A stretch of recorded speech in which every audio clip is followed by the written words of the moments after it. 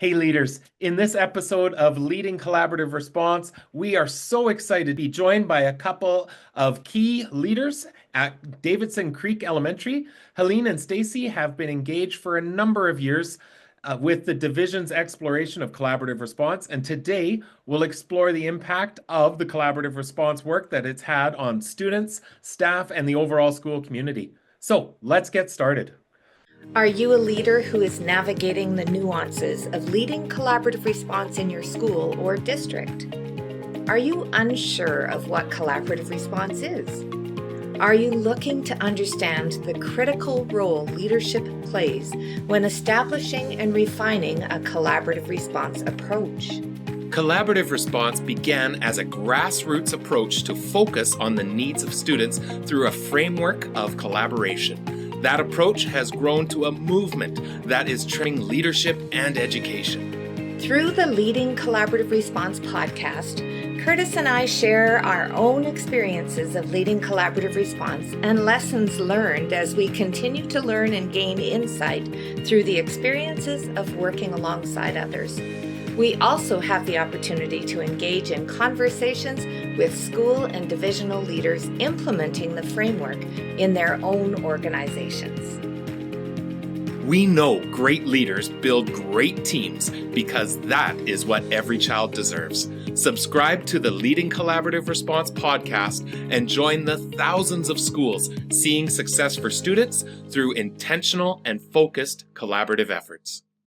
Welcome to another episode of Leading Collaborative Response. As always, I'm Kurtis Hewson, co-founder and lead learner of Jigsaw Learning.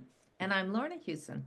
Today, we would love to welcome Helene Hewitt, principal, and Stacy Siminick, grade 1 teacher and collaborative response leader from Davidson Creek Elementary School. Located in Sherwood Park, just east of the city of Edmonton, Alberta, Davidson Creek is a kindergarten to grade 6 school, is part of Elk Island Public Schools, and serves approximately 670 students.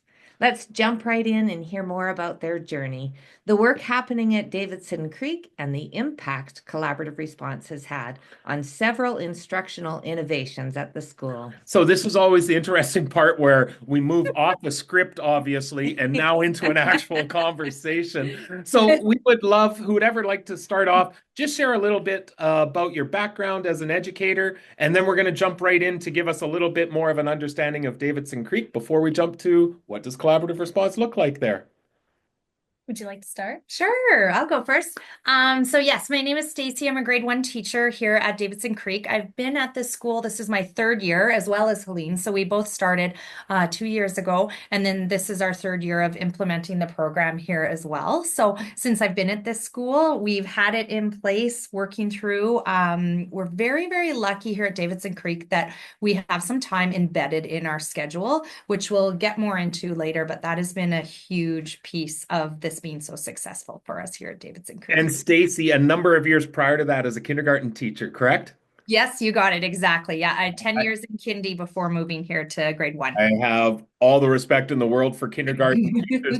Not only was my mom a lifetime kindergarten teacher, but I've said over and over, it was the single hardest thing I ever had to teach. At one school, I was covering different release times for teachers and asked kindergarten teacher, how can I provide your prep time? She said, well, if you want to take the kids for phys ed, that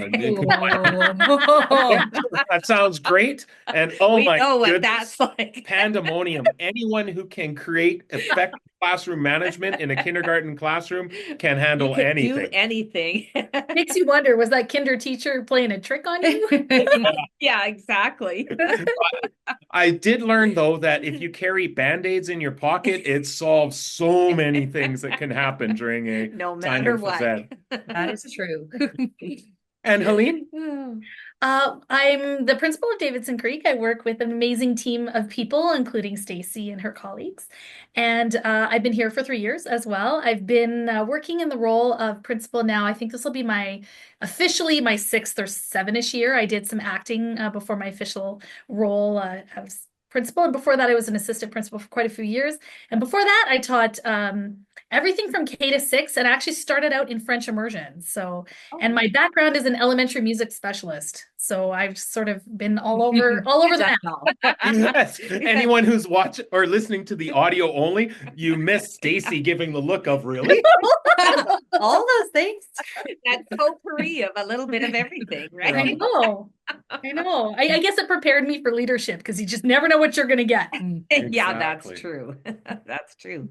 Well, we would love to know a little bit more about Davidson Creek. Can you give us a little bit of an understanding about the school, the demographics, the population that you serve? Just tell us. Sure. Yeah, I'd be happy to tell you about the school. We are quite large. We have kindergarten through grade 6, English only, no French immersion here. We don't have any system programs in our school, so no, like we don't have any like preschool or any special ed programs or anything like that. We're inclusive. Everybody is in class with us. It's great. We have about 670 students, although we lost a couple, so I think we're sitting at the dreaded 666 right now. Scary. So we have multiple grades, like multiple classes in every grade. So we have, 3 kinders, 3 grade 1s, etc. Up the older grades, we actually have 5 grade 3 classes. We have 4 grade 4s, 4 grade 5s, and 3 grade 6s. So we've kind of got a really big cohort. We serve all students. We have a variety of needs. We have students that have gifted profiles. We have students that have different kinds of diagnoses that need additional support, students with some challenges academically or behaviorally. But we're a big, happy family, and we work quite closely together. We serve an urban demographic. We are right kind of dead center in Sherwood Park. And we have a staff, I would say around 50 people. So about 28 teachers and about 16, 17 educational assistants. Right. Okay. Well, I would love now that people have got a bit of a sense of Helene and Stacy, the people, and the school in which you serve, love to get into the collaborative response work. So just for those that are listening or viewing this podcast, Elk Island Public Schools, when first starting, there was a couple of schools that had come on to the collaborative response work on their own, started to share within the district, and then Division had reached out to say, hey, we have some schools potentially that would be interested in learning more. And Davidson Creek was one of those. So it wasn't a thou shalt type of a mandate within a division. It was open invitation. Love to start off and just share what initially drew you to the collaborative response work. And then we're going to get into the weeds of what does it look like at Davidson Creek now a few years later. Sure. Well, I can speak to what drew me to it because it's me. I chose this. I chose this for everyone. And really the genesis of it was we were doing not collaborative response itself, but in my previous school I worked at, we had been working on professional learning communities. And this was something I felt that was very important because in my master's degree, I had done a lot of reading of the research of collaborative teacher groups, how that impacts, the effect size of collaborative response, really. But I didn't know that that's what it was at the time. And I knew it was really important. I'd read a lot of the different research out there, and I thought, we need to be doing this. We need to not be silos and everybody working on their own, but we need to unite everybody together, common purpose, common language. We're a team. We rely on each other and we learn from each other. And so we were kind of doing pockets of our own thing, but we didn't really have a structure. And so we were sort of falling prey to some of the things that are less effective outside of the collaborative response model. So like the idea of somebody has a problem and they're hot seating the teacher, did you try this? Did you try that? And it's kind of defensive. And when our division started looking into this, I read the book, your first edition of the book, and I went, oh, this is great. And then your second edition came out with some tweaks to it with how you look at this, the key issue and all of that. And I said, this is amazing. We have to do this. So when I moved to this school, I learned that wasn't part of the process that was happening here. And I thought, I think that this is with such a big school, there's no way that we can feel connected if we don't have some kind of a structure in place to help people work together. And we were just coming out of COVID. So teams had been separate and disparate for a while. So I thought, coming in as a new leader in the school, bringing in some new staff, I thought this is the way that we're going to build a culture together in service of all the kids. So I pushed it on everybody. Yeah. And the gift of time. We're glad to hear that. So Stacy, what about you? What were your first impressions of that? Other than this new principal is making Like, us. what is she making us do? I'm just kidding. I think they say that a lot. I honestly, when I came to Davidson Creek, I didn't know a lot about the work or about collaborative response. And I know when Helene introduced us to it at the beginning, and there was an opportunity for some staff as well to attend the PD and learn a little bit more and more of a leadership role.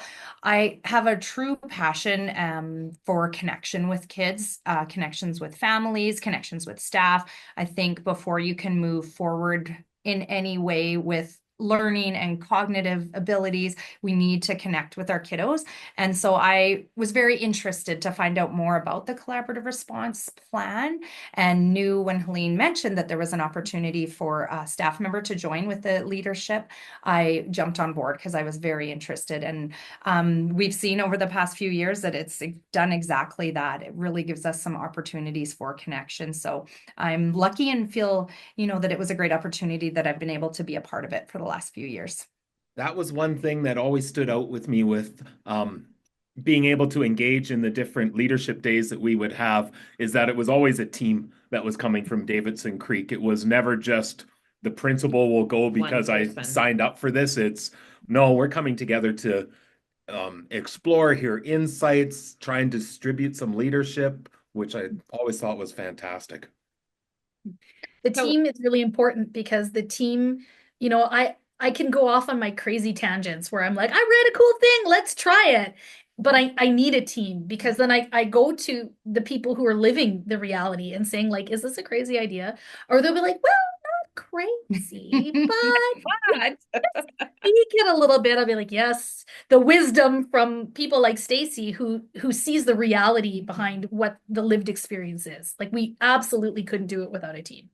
Oh, that's beautiful. Stacy, just thinking about the introduction, we had talked about you being a collaborative response leader as a teacher in the school. Can you tell us a little bit about what that means? Sure. So I haven't had the opportunity yet to actually lead a meeting. But looking ahead to next year, now we're going to have some changes in our scheduling that might present that more of an opportunity. I maybe just haven't stepped up enough to actually lead a meeting yet. She steps up all the time. But one thing I have been able to do, we've done some PD here, just gone over some things at the school level during staff meetings or during some of our PD days, just some reminders. And then we always get new staff that come in too that maybe haven't been a part of the process. So I did have the chance last year to talk at one of our PD days in the gym, just with our staff here at the school. But I think that's kind of a nice piece, like Helene said, being part of a team. It's not just top down. This is all of us together. And then I can give insights as well as to what it's like right in the classroom and how beneficial it can be. Like, for example, in one of our meetings, we were talking about in our collaborative response model, it's always the same grade level that meets. So all the grade ones have a meeting, all the grade twos, etc. And Stacy was really pivotal in having us reflect, how could we get different voices? How can we learn from different teams? How can we change up our schedule so that we could mix? So it's not always just all the grade ones together, all the grade twos, but could we have a grade one and a grade six, or, kind of mixing up the voices? And she was really instrumental in thinking about, like, how could we do that? How could we entice staff to not find that threatening as a change? Like, how could we make that work with scheduling? And Stacy drove that work for sure. That's awesome. Well, and it's interesting too, and this is one of our key understandings and a message that we repeatedly preach is it's going to evolve, it's going to grow, it's going to change. It probably is going to look different in year 2, in year 3, in year 4 than it did the previous. And that's actually what we want. It's the process happening. So let's get right into some real fine details. We talk about 4 layers of team when it comes to the collaborative structures and processes. Do you want to walk us through what that looks like? How often? What does it involve if we go from collaborative planning to collaborative team meeting to school support team meeting to case consult? Do you want me to do that? Would You like start, sure, and then I'll jump in. Okay. So we have the 4 layers of team. I would say we didn't really get them, all 4 of them, working efficiently until I would say last year. Mhm. And then like we kind of come up and down in terms of our efficacy in that, just because it is so busy. It is such a busy Totally. environment. Yeah. But it is the priority because when you do it, it actually releases time for you. So it's sort of an investment. It's important to keep it going. So our 4 layers of team are we provide release time once a week for an hour for our grade level teams to meet. So Okay, the first question I know somebody's asking right now is how? So during that time, I'll jump in. Is Yeah, that okay? yeah. So we have hired a teacher, a part-time teacher that does, during that time, our kiddos either go to music or to gym, depending. So they do one and then the other. And then we have half an hour of music and a half an hour of gym. So one of those classes would be the regular music class, but then we've hired another part-time teacher that gives us that time. So for our grade 1, for example, we have 3 grade 1 classes. So my kids would go to music for the first half, the other class would go to gym, and then one they split so that the class size, it is a bit bigger. It's definitely a bigger group for the music and gym teacher, but that happens at all grade levels once a week that we have So that the time. idea is, and we talk about this lots of time when it comes to timetabling of releasing 2 for 1 type of an idea where we're going to make slightly larger groups to get more people off the floor. So essentially, you've got 2 adults to release 3 people in the case of grade 1. Yeah. Okay. And when you actually think about it, like somebody might say, well, isn't that really expensive? But actually, it isn't, because it's only 7 more blocks. So if I have a part-time teacher already, I'm adding 7 periods. It's actually not that much more money. Yeah. It's probably not that much more than the cost of subs, but it's consistent and it's the same. And and the teachers don't have to make lesson plans. We don't have the whole school in the gym with 2 people watching them. Like it's worth it. Those 7 blocks, it's totally worth it, in my opinion. Yeah, awesome. Okay, so I took you off the rails there a little Okay. bit. 1 hour every week. And so what are they doing in that 1 hour? So we have, I have said 1 hour a week is a formal collaborative response. So once a month, we have our formal meetings with, we follow the structures and all of that. Yeah. The week after the collaborative response meeting is a collaborative planning meeting. So that's the meeting where any action items, things that people agreed on that they would look at, share, work on, that happens the meeting after, the week after. And then the other 2 are kind of dealer's choice. Your gift with purchase for buying into this program. So you can use that time to prep. You can meet if you want. You can book field trips. You can test kids individually. You can watch other people teach. You can invite consultants in for meetings. You can phone parents, work on report cards, whatever you want. It's your time to use. So that's sort of how we try to sell the program to staff. Right. And as a grade group to have that time together in both the meetings, but also when it's a little bit more unstructured, we are constantly meeting during that time, no matter what, whether it is in the formal collaborative response meeting or if it's more of our planning meeting. It gives us opportunity on a consistent basis to get together, which just doesn't happen when you're trying to squeeze it in here and there. So. Okay, and so when you say that our formal meetings once every 4 weeks, essentially, then is that an opportunity where Helene, you as principal or Jay as assistant principal are joining those teachers, or who else might be joining that potential conversation? Both administrators are there and our counselor. Okay. Who we have, and then the grade team. And I wish in a perfect world, I'd love to have educational assistants or other support staff that could join. But right now we don't have a mechanism. So those students they are still here. They need those people. So I think our music and gym teacher would quit. So those EAs have to go with those kids and those big groups. But next year, our calendar is changing. Our trustees were super brave and awesome, and our superintendent was amazing. And they asked for a calendar with built-in weekly outs, so that early outs once a week, so that we would be able to do that as part of our calendar. And everybody across the division now has that time. So Absolutely. that means EAs can join us. That's awesome. And That's again, exciting. for those that aren't watching the video version, you miss Stacy rubbing her hands of We're Yeah, just it's we're super so exciting. excited about it. It's going to be such a great opportunity. And I was able to attend parent council meeting when we were first, there was some surveys and things that came out, and we're trying to, give all of the information to parents. And I spoke on the part of the educational assistants being able to be there with us when we're collaboratively planning. They're such a huge part of it. And in the way we have it set up now, even though it's great, we just don't have that piece. And I see that being huge next year. So we're very lucky that we've got our new calendar. Can't wait. Super exciting. Well, that's awesome. Well, we've had a chance to be able to talk a little bit collaborative planning, our collaborative team meeting. What about the school support team? Tell us a little bit about what that looks like. We'll be right back to continue this episode. Are you looking to maximize the collaborative capacity of your school or district? Are you wanting to take your professional learning communities or response to intervention work to the next level? Have you started the work in collaborative response but are looking to reignite or deepen your plans?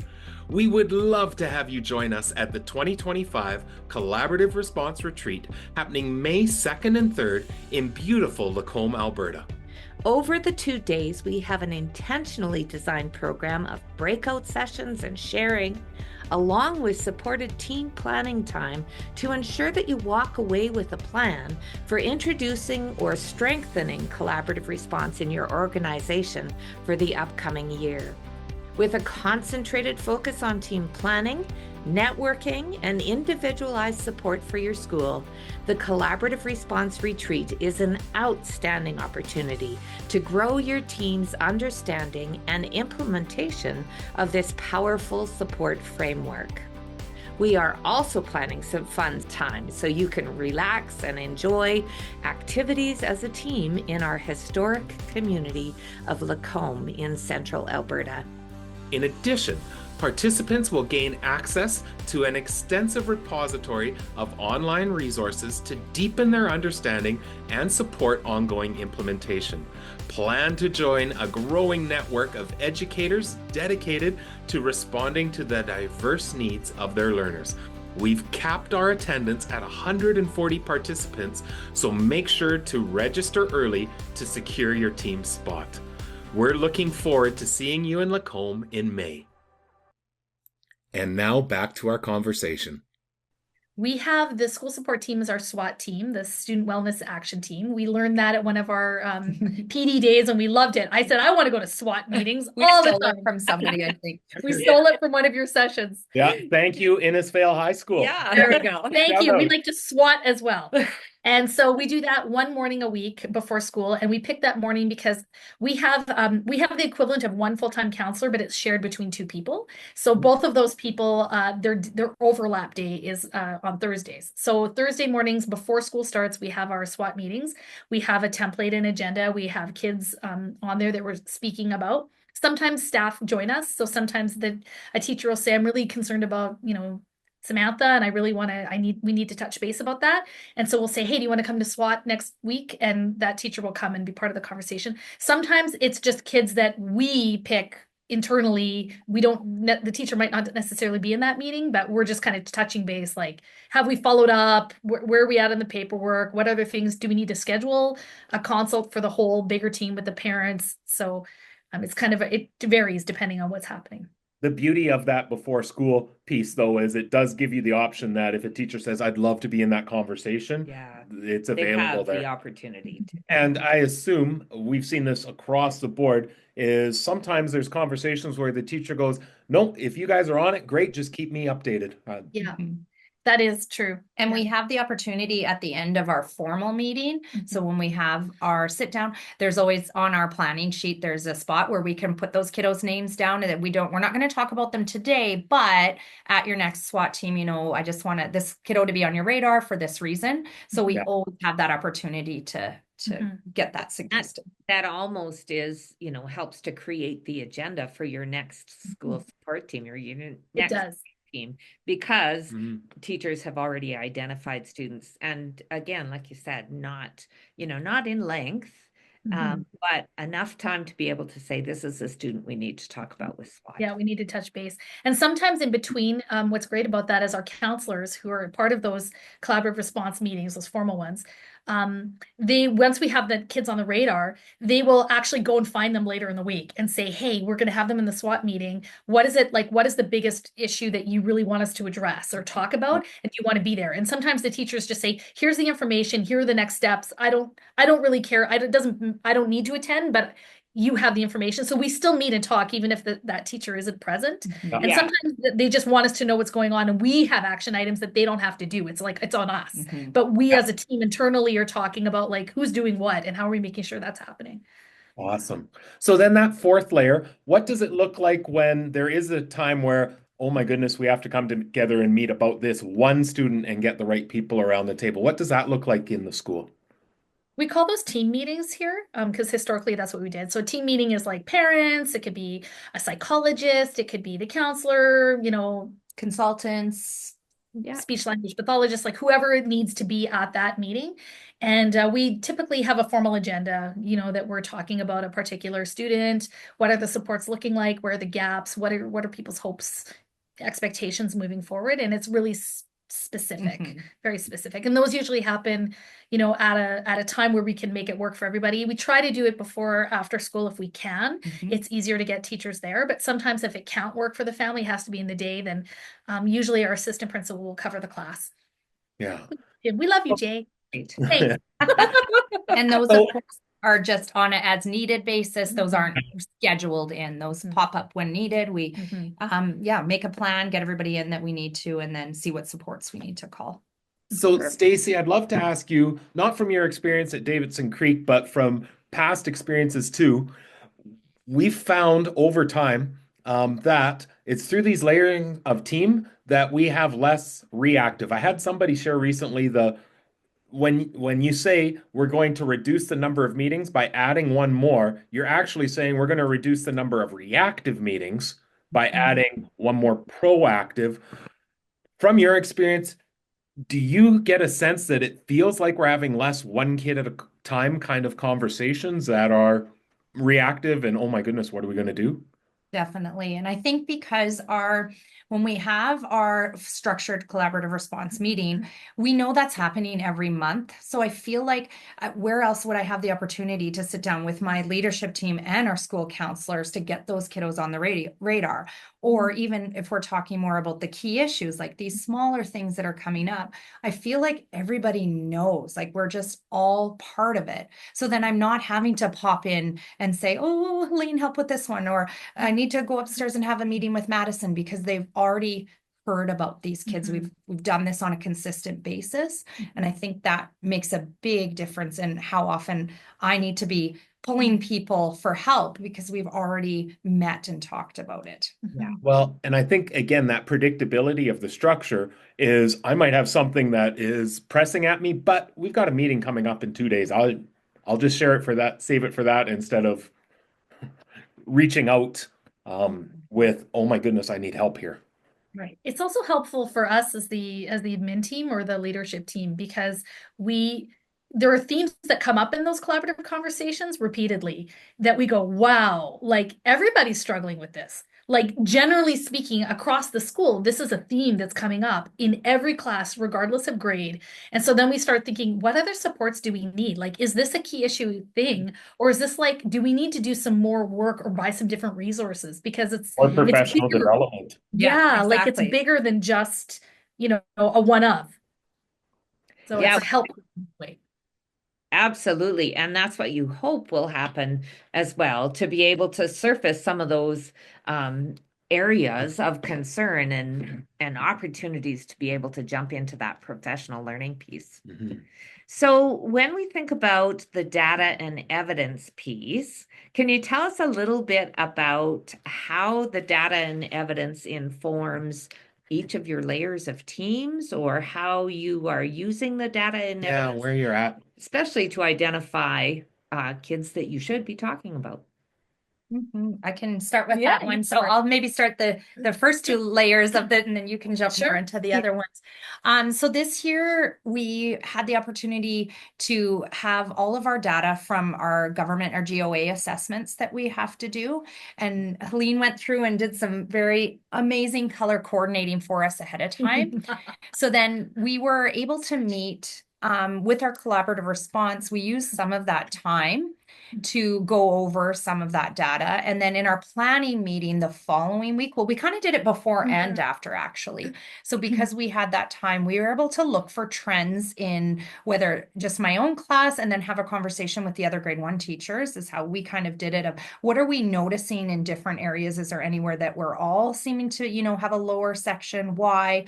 And then we can bring that to our collaborative response meeting as well, and then work on the key issues kind of from there. So we did that this year. We met before and after and talked about it, which is great. And then now we'll have these next results coming that we'll be able to take a peek. And then it's consistent as well from class to class with that's the data we're using. We've also added some tabs. So we have like the numeracy and literacy screeners, but we've also been tracking attendance and counselor visits and discipline referrals, so that when we're looking at this sort of heat map, we're kind of going, oh, this child's got all these challenges academically, and go, oh man, they miss a lot of school, and oh, every time they're here they've seen the counselor, like, okay, what's going on? Right. So it kind of gives you a different perspective. Yeah, that correlation, right? Yeah. It's interesting. I find, and I mean, let's be honest, in our province, every one of those schools has to do those assessments. But it's interesting moving from school to school, where in one school it's, oh, we have to do these assessments. But I think it's because there's not but what are we going to do with it? But then you get to another school where we've got a plan to examine what's happening. We may not totally agree with how it's structured or what the purpose is, but it's still giving us some information to act on, which, yeah, this sounds like that's the situation of we've got a little bit of a plan of what are we going to do If you're with this gathering to it inform. anyway. Exactly. We might as well use it. Yeah. Yeah, absolutely. Okay, so before we get into some other bigger picture things, our third component is that continuum of supports. What does that work look like in the school and its evolution? Well, I mean, that's a work in progress. It all is. It always is. So we started off sort of with we realized that in every collaborative response meeting where we were talking about a key issue, people were generating really great ideas, but a lot of them were common across grade teams, and sometimes they were novel, and we really weren't recording them anywhere other than in our agenda, like it might be in our action items or notes. And so then we said, okay, we'll make a continuum of supports document. So it's like a spreadsheet with tabs. It is not pretty, but it has, like, anxiety or self-regulation or, struggles with fluency, but can decode or whatever, like math anxiety, like pick a thing. They're all different topics. And then as that was one of the roles on our team. So somebody's job was to be the continuum curator, which was essentially, as we're talking and generating these ideas, just dump them in the spreadsheet in that tab. They are not organized in any way. There's no tiers assigned. It's like basically any idea on that topic just got put in there. And the thought was at least all the teams could see it. And then when we're talking about it and the same theme comes up in the third meeting, we go, hey, you know what? The grade 1s actually talked about that and they had some really cool ideas. Let's pull up the spreadsheet so we can look at some of those ideas. But we hadn't gone to a step of like organizing it. So that's actually what we're going to be doing in this January 29th. We have a in-school PD session. And so we're going to use our afternoon to pick one of those, take that tab and blow it up into its own continuum. Nice. So that's what we're about to start. We're getting there. Well, that's great. And the ideas, whether you start with the ideas that are generated in your collaborative team meeting, or you start by, that big sticky note conversation with all of those ideas, and then, but it is just a play back and forth between those two pieces, your continuum, and then really surfacing all those ideas from your staff. So love to talk then about some of the things that you've seen through this work. Now that you've described, here's how we've set up the structures and processes. Stacy, you mentioned right off the start the importance that you feel around connections between staff and student. What have you seen through the collaborative response work that's helped to support those connections? I think, and I'll just kind of speak back, the school that I was at for 10 years when I was teaching kindergarten was half the size, exactly half the size as far as students go.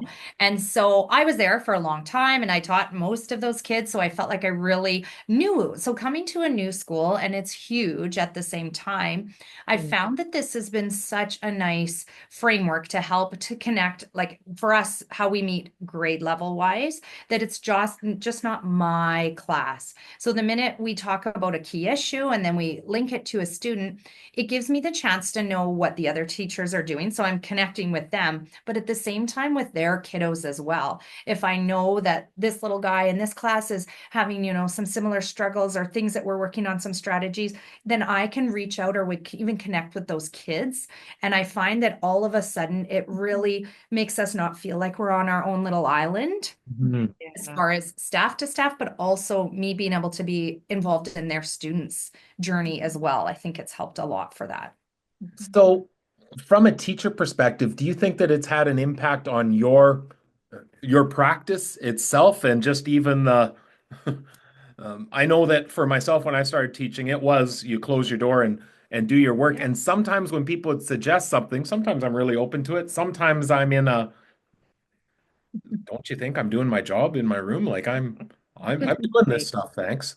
For sure. And I think coming here too, it was a new grade level. So if I didn't have this structure in place, I might be hesitant to share my ideas because I haven't taught grade 1 before. So who am I to say you should try this? But this opens it up that you can share your ideas and find out that it's not, a kind of situation where you feel like you're not being heard. You can share your ideas because we've got this in place. And then even me, who doesn't have a ton of experience at this grade level, I feel that my ideas are valued. And then at the same time, I'm receiving those back as well for getting that guidance because of a new grade level. Yeah, it's such a freeing structure, isn't it? That we, through that process, we allow people to be able to share in a non-intrusive way, and that everyone has that opportunity to learn from each other, which is super exciting. That's great. So, Helene, you had mentioned about we're thinking about some further next steps Innovations. and some other, there's been some innovations that have happened through some of this work. Can you share some of those things that you feel have had an impact for learning in Davidson Creek? We'll be right back to continue this episode. Feeling overwhelmed with the expectations being placed on teachers, leaders, and educational systems to respond to the diverse needs of our learners? Are you wanting to take your PLCs and RTI efforts to the next level? It definitely takes a highly coordinated framework of structures and processes to maximize the collective capacity of your team to ensure success for all students. Collaborative Response is that framework. Order your copy of our bestseller, Collaborative Response, 3 foundational components that transform how we respond to the needs of learners, which includes access to a comprehensive companion website. Join the thousands of schools using the framework to ensure high levels of success for students and staff. And now back to our conversation. One of the things that came out of some of our collaborative team meetings was this concept of flooding, which we had sort of read in the research, but I'd never really dipped our toe in the water. And it was really generated from a discussion in the meeting where we were talking about kids that we identified through data that were having challenges in literacy, but they were in older grades. So a lot of our intervention funding is really focused on K-3 kids. We don't have any surplus cash. So we're coming to the meetings. We're like, yes, we understand this child has a real deficit. They're in grade 5. They still don't know all their sounds. They're not able to decode. Like, admin team, what are you going to do to help us? And we're like, I don't have any more money. There is no, I don't know. This is it. So we were talking, well, what are we going to do? So the data really drove that. We were using some literacy screening data.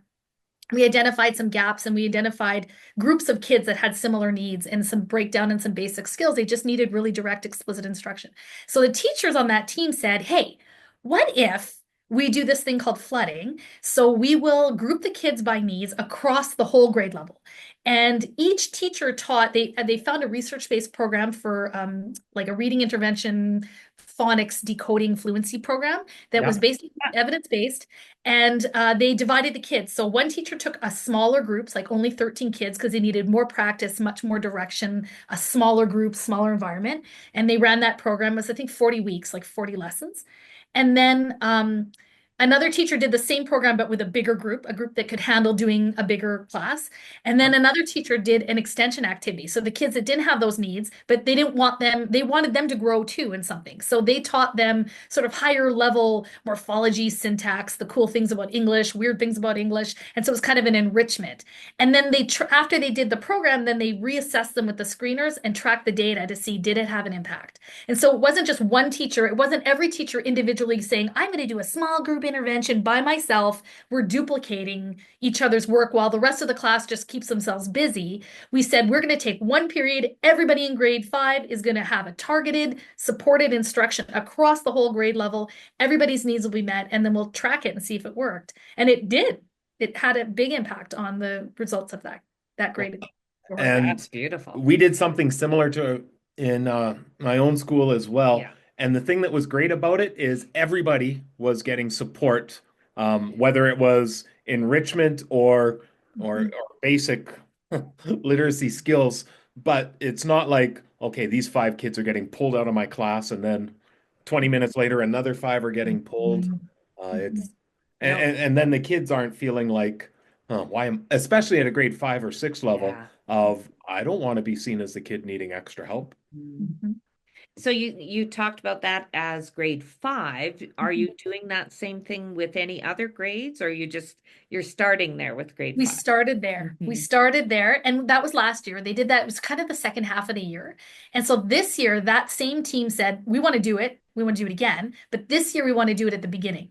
So before we do anything else, let's do it and see if we can make it the great equalizer. Can we catch a bunch of those kids that really need that intervention so that the rest of the year they're more successful? And they did it again, and it worked a second time. So I can tell you twice in a row, 2 different cohorts of kids, it was effective both times. Yeah. Awesome. Oh, that's so great. Okay, I think I know what the answer to this is going to be just from hints that have gone along, but you mentioned about maybe trying to look at some vertical teaming happening as well. And now there's a divisional calendar coming where there's time after All school. kinds of possibilities. What are you thinking the work's going to look like as you move forward into the upcoming year? I'm really excited to be able to have the opportunity in an easier scheduled way. We tried it last year and we were able to make it work. But of course, with our music and gym, how we told you that it lines up, it was tricky, definitely for those. And they were so great about it. The music and gym teacher were willing to give it a try, but then they would have some grade 1s and maybe some grade 5s. But we gave it a try, and it was really, really neat to be able to meet with cross grade levels. I find that often we have key issues that are similar, even though they're obviously big kids and little kids. Yeah. So next year, this will be so much easier for us because we're off at the same time, that we can say, okay, this group's going to meet here, this group, and then maybe, I can help. We can have Jay leading one of those meetings, Helene. So instead of one, we can have 3 different meetings happening at the same time and cross grade level. And we'll be able to try some more things next year, I think. Well, and I think the thing that's interesting about that is, and we talk about this thing all the time, there are situations where we want people who are teaching similar assignments to collaborate, i.e., there's value in having all 3 of our grade 1 teachers get time together, talk about the curriculum, what's happening, looking at our data, whatnot. But then there's also times when we're going to look at wellness, and I would love to have a grade 1, a grade 3, a grade 4, and a grade 6 colleague together, because as a grade 6 teacher, I would love to pick the brain of somebody who works with younger students, because I've got a student that whatever I'm doing, it's not working. Absolutely. So we're hoping to mix up the teams. We also want to bring the EAs in because they have historically not been in them. And our music teachers could never be in them because they were with all the kids. And they work with every kid in the school. Like, what a resource that will be. Yeah. They'll have some insight to offer as well. So absolutely. I'm excited about the leadership aspect of it too, because like right now it's usually me. I facilitate all the meetings, and good or bad. Sometimes I'm on my game, and sometimes I go, how do I find my inner Kurtis? to run. One day I will be able to do it, but they're tricky to run, and especially if you do several in a row, you get tired. Your brain gets tired. It's You're not exhausting. tired. It's hard work. Yeah. Yeah. It's tricky. And so I think it's a good experience for staff to be able to facilitate because it's a different kind of skill. You're listening more and you're trying to pick out key information and you're trying to help everybody have a voice and you're trying to build on each other's skills and you're building team and knowledge. So I think that like people like Stacy, she's a natural leader and I really feel like you do a great job at it. So so I'm excited to see how can we tap other people to have that experience as well. I think you work differently with colleagues when you have the opportunity to lead it. Yeah. Yeah. And I think too, we're all at different places on this journey of the work as well. Even though like we've started at the school 3 years ago, we're sort of at the same, but then we have new staff members come in and we have different situations even partway through the year. And then we also have different sort of mindsets about the work as well. So I think being able to meet as a group where it's not only your boss, that is the one who's leading it. I think that opens up to different opportunities of sharing or maybe more positive mindsets maybe in of how productive this work can be. You know what's interesting about that? We recently talked with a gentleman who had said within their schools, they made it really clear what roles were, and then they frequently moved them around and said, not only are people building up skills, but when I've facilitated in the past and now today Stacy's facilitating, I'm way more respectful of the role, how difficult it is to get colleagues to engaged or interact in a certain way. I have a new appreciation for how I could help support that, even though it's not my role today. Yeah. Which is super interesting. Okay, so seeing where we're at with time, we have 2 questions we ask everyone that come onto this podcast. So we're going to start the first one, and anyone can jump in. Finish the statement for us. As a result of collaborative response, we have seen. How would you answer that? You know what I'm going to say? Connection. Honestly, we just have a team. We have a team for teachers working together, but it's not just that. It's teachers with kids and the kids that aren't even in your class, like looking at that grade 5 group. How awesome when they're walking around upstairs that they know these other kids as well. So, and not just on a school level, but you get to know them as people too. And I find that is for me, that connection piece has that's why I do it, honestly. How about for you, Helene? As a result of collaborative response, we have seen. I would say I've seen a shift from me, mine to us, our, we. It's just different when you're all wrestling with a key issue. It's not like, well, I think you should do this. It's more like, oh yeah, that happens to me too, or I've lived that. I've had some success with this. Oh, I love that idea that you're doing. It shifts you from like this isolating, I'm in my own little world. And I think that was in this community anyway, in our school, that was an offshoot of COVID. And I know we both came in after the fact, but if you would have polled our team, like we have 2 floors, we're a very big school. So during COVID, people couldn't interact. They weren't allowed to go to the staff room. They couldn't come to the office. And so the upstairs floor never talked to the downstairs floor. So like maybe you talk to your neighbor across the way, but that's it. And so some people didn't even know the names of other people on our staff. Like that's things that I've learned when I was starting.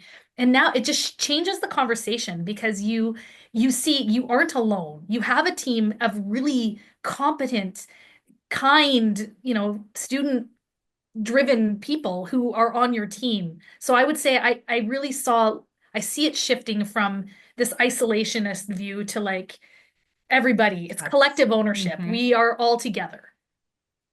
Yeah. That's beautiful. So we have another question for you. It's a little tricky, so I'll just read it for you. She's ready. Oh yeah. Bring the brains. You're good. Okay. If you knew then what you know now, what advice would you give to your past self in relation to this work? I think if I jump on this one, Yes, if that's please. okay. Knowing that it's okay to take it all in baby steps. Mhm. So by no means in year one were we doing everything perfectly, and we're still not to this day, but knowing that that's okay, that we do the best that we can with the framework that we have, and that we're still learning and growing of how we can make this better, and that to not feel overwhelmed with when I was first approached about, check this book out and here's this awesome stuff, like, oh, how am I going to do all of this? But I don't have to do all of it because we're learning as a team, we're trying new things. We're getting better, we're getting more organized, and that's okay. And every time we go to PD, which we're so lucky to be a part of, we just tweak it a little more. And I find sometimes at PD, we're very lucky because we are far along in this journey, but we learn something new every time, or what can we put on our to-do list for next time to just make it that much better. So I think I would tell myself that we'll get there slowly, and that's okay. That's great advice. And great advice. Thanks, Stacy. Helene, what about you? I think I would tell myself that very similar, although Stacy's very eloquent and very thoughtful, and she's a person who is she's great to have on a team because she'll say, yeah, we could do that, or we could just do a bit of that. And I'll be like, yes, slow down. And so I would tell myself not to abandon my gusto to get it going, and that courage to you have to champion it. You can't say, well, maybe we'll just read the book this year, and then maybe next year we'll just have a team meeting. Like you gotta launch yourself in there. It won't happen. Like you just have to kind of champion it.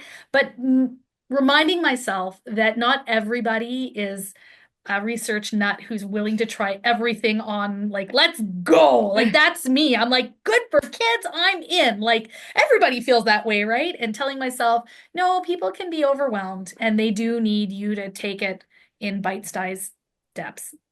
Well, And and you recognize that. I think we're lucky to have that. You will stop and say, okay, I know people at this time of year feeling overwhelmed with this, or like you do see that picture, and we appreciate it. It's the looks on their faces where I'm like, ooh, I should slow this down. Hit the pause. I think this is one of the interesting things about leading this work. Well, not just this work, but work within schools is it's not an either or. We should either go fast or we should go slow. We have to think about, and we can move forward and push ourselves to move forward, but doing it in a calculated way, knowing it's okay to pause at certain times, that go slow to go fast kind of element, but not that we're going to slow it down so much that, like you said, we'll spend a year preparing and then a year practicing. No, you just got to go. And like there's never going to be a perfect time. Like I really truly believe that, and you just have to make it a priority. You just have to say to yourself, yeah, it's going to be work. That's okay. And we'll get there. But and I really do believe it is the role of leadership to champion it. Like if you let yourself get scared, if some people's reactions go and you go, oh, well, I don't know, they kind of don't like this, maybe I'll back off. You can't do that. You have to kind of, like, I firmly believe, like, you have to respect your team and honor your team and try to meet their needs. But you also kind of have to be like, this is important work. And I hear you, and I hear that you're scared, and I hear that you're overwhelmed, but it's going to pay off. Just trust me. Like, we're just going to go anyway. Like, I'll bring you cookies. It'll be good. Like, just let's do it. And you need somebody that has their eye on the prize and doesn't give up, because I think that's what brings people along. Because sometimes people will think, oh, well, this too shall pass. Like this crazy pushy administrator is on this now, but if, I'm just going to wait and see. You can't overcome that if you're not like fervently believing in it and selling it and saying, come on, guys, we got this. It's going to be great. Well, in a microcosm of that too, I can be really busy and go, oh, I got a meeting today at 3. Oh, until you get into that meeting, it's well orchestrated. And at the end go, oh, okay, that actually filled me back up. I'm good to go again. And excites you to move forward with some new ideas, and then to plan with your team again the next week. I think that it's, invigorating to be able to, okay, we've got this. And it's good for us too. Like I learn a lot. Like our teams are talented. Like we've got amazing knowledge in the building. The expertise is there. And there's lots that come out of those meetings. I'm like, ooh, I learned something. I wish I'd known that when I was teaching as a classroom teacher. Like my practice has improved exponentially because of the meetings. So it's great for everybody. Absolutely. And at the same time, all of the push and pull that's going on, you are building this culture of collaboration that is really about depending on each other and relying on each other. And that's really where you want to get to. 100%. Well, Helene and Stacy, thank you so much for giving the time to not only engage in our podcast, but to also be presenting at Yeah, our so retreat excited. here at the beginning of May here in Lacombe, Alberta. We are super excited to have you there and to learn more. And if anyone is listening or viewing this and would like to go more in depth or pick Stacy and Helene's brain a little bit more around what's worked and what are their next steps, plan to join us. So with that, thank you so much for your time, and we know that we'll be talking again soon. Thank you. Thanks for having us. Thanks. See you soon. See you.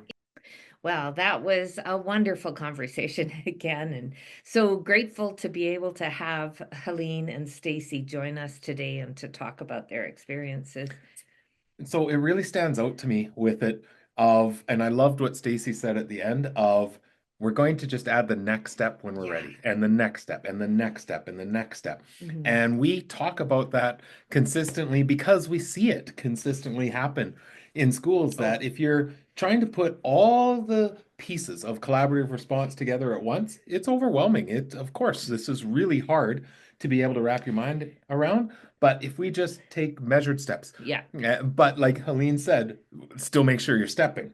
Yeah. We're still moving forward, but just tweak, Yeah. evolve, change, small refinements every time, and it leads to massive changes in how we build our systems and the collaborative culture that we're really ensuring and supporting. It always makes me think of usually our overview sessions where we kind of do that 10,000 foot view again. And I'm going to jump in because I know where you're going with it. And in that, we show samples from schools, but we don't share that this one comes from a school in their 4th year. This school one comes from a school in their 5th year.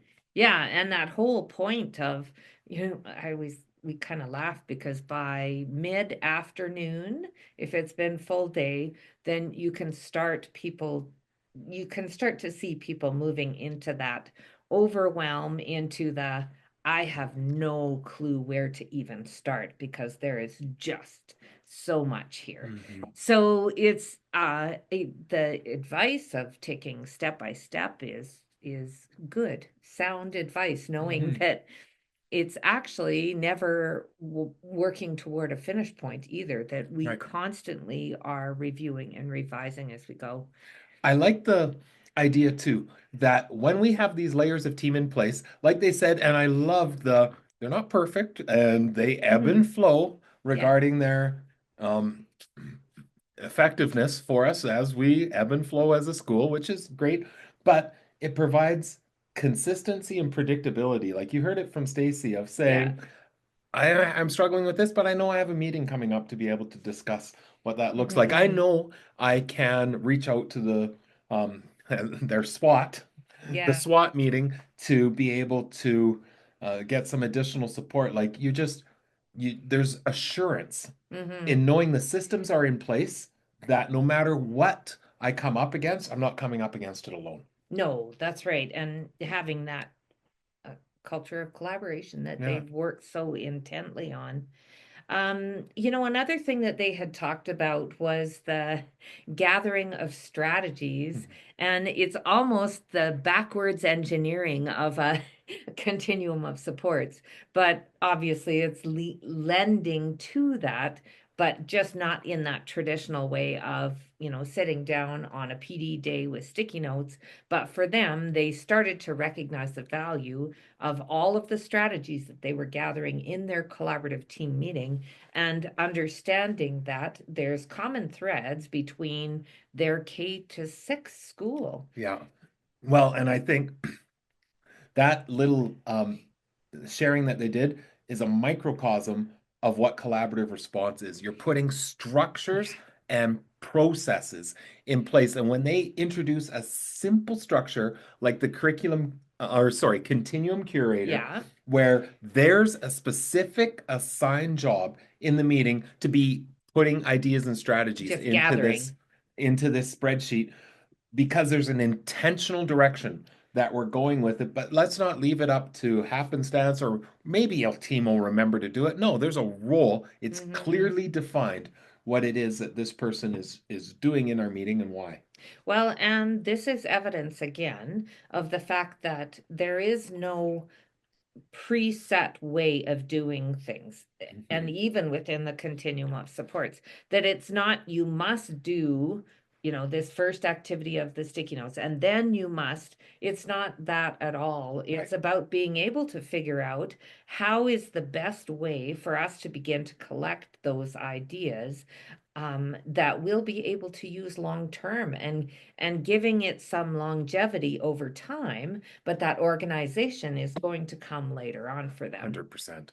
All right, so huge shout out and thank you to Davidson Creek Elementary. Even though it was Helene and Stacy joining us, we know that they are just speaking for the work that team has done across their school to be able to support one another and their students. And please check out jigsawlearning.ca/events/retreat to find out when the Davidson Creek team are presenting, as well as others. We expect that to be a really robust learning opportunity to be able to network and hear the experiences of others engaging in this work. As always, like, subscribe, share this out with a friend, and we really look forward to our next episode of, again, trying to envision ways that we can ensure every student benefits from the team. Every student deserves a team, and how can we go about structuring that in our schools?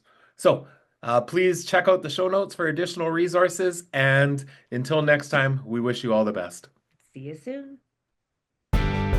For more on collaborative response, visit jigsawlearning.ca or join the JL Insider to receive access to newly added resources and content. Make sure to follow us on social media. Subscribe to the podcast and the Jigsaw Learning YouTube channel to access past and upcoming episodes. Join us again to continue to build your own capacity and leading collaborative response in your context.